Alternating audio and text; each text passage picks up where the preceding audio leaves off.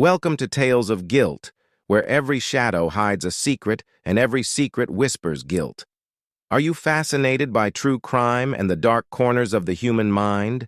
Join us for chilling confessions, captivating investigations, and untold stories that reveal hidden truths.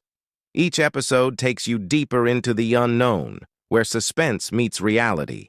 Subscribe now and uncover the darkest tales with us.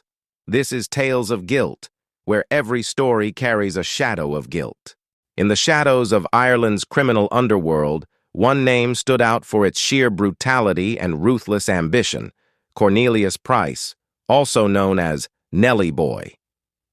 His life was a relentless pursuit of power, marked by violence, manipulation, and a legacy that cast a dark shadow over Ireland. This is the story of Cornelius Price, the rise and fall of one of Ireland's most feared gangland bosses. Price's journey into the world of crime began early. Growing up in a tough environment, he quickly adapted to the harsh realities of the streets. As a member of the Romany culture, his early life was steeped in the struggle for survival and power. Price's criminal record started with petty crimes, but his ambitions soon outgrew small-time thefts and local troublemaking. His first significant brush with the law came in 2013 when he drove a van into a Garda station in Balbriggan, nearly hitting an officer.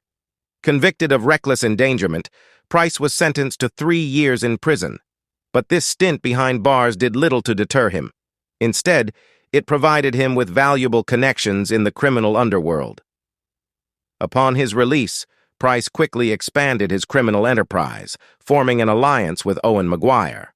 Together, they established the Price-Maguire Group, which became a dominant force in the Irish drug trade.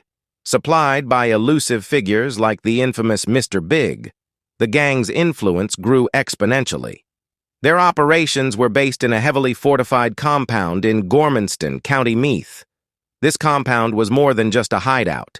It was a fortress, designed to be impenetrable, and served as a hub for their illegal activities. Price's rise to power was marked by his involvement in the Drogheda feud, a violent gangland conflict that began in 2017. This feud pitted Price against another notorious figure, Robbie Lawler. The rivalry was more than a battle for control. It was a deeply personal vendetta fueled by revenge. One of the first major casualties was Benny Whitehouse, a former friend turned rival. In September 2014, Whitehouse was gunned down in his car after dropping off his daughters at school, a shocking display of Price's ruthlessness. In April 2015, Willie Morn and his pregnant girlfriend, Anna Vaslavani, disappeared from Price's compound.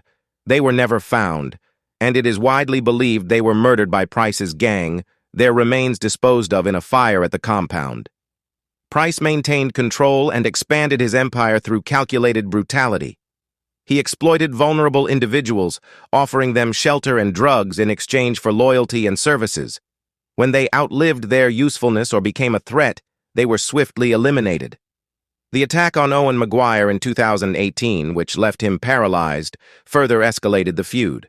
Price retaliated with a strike that resulted in the death of Richard Carberry, Lawler's brother-in-law.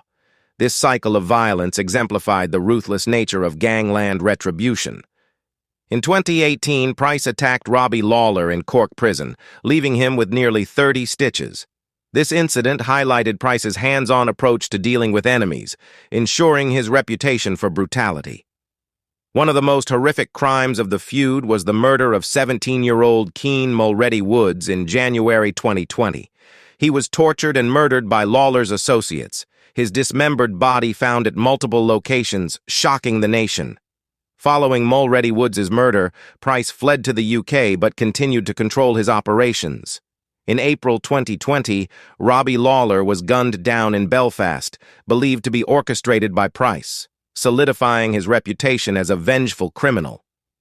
Price's downfall began in July 2020 when Staffordshire police uncovered a $300,000 blackmail and kidnapping scheme involving him and several associates.